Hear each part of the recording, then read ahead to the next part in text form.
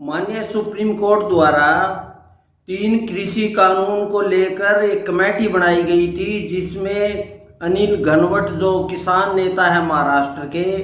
और प्रमोद जोशी अर्थशास्त्री और अशोक गुलाटी जी, और उन्होंने एक रिपोर्ट बनाई थी जो केंद्र सरकार को सौंप दी गई थी। और केंद्र सरकार को मिलने के बावजूद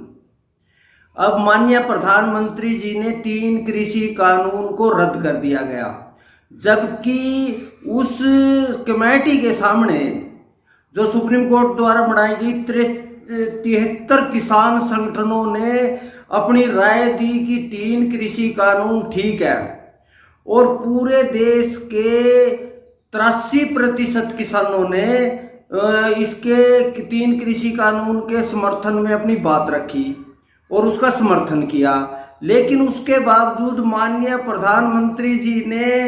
इन हालातों में, जबकि माननीय प्रधानमंत्री जी ने कहा 3 कृषि कानून किसानों को आर्थिक आजादी देंगे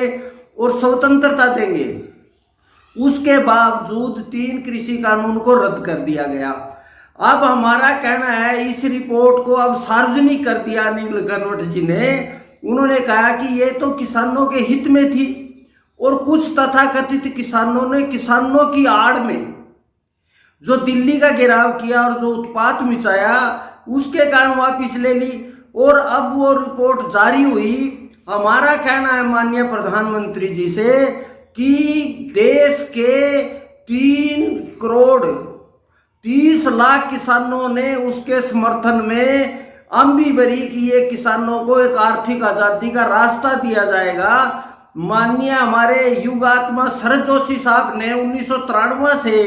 किसानों के लिए मंडी के जो किसानों के गढ़ घोटने वाले और किसानों के लूटपाट मचाने वाली मंडी, उनके खिलाफ एक खुला बाजार व्यवस्था दी गई थी। लेकिन उसको 3 कृषि कानून ने फिर से किसानों को गुलामी का जीवन जीने के लिए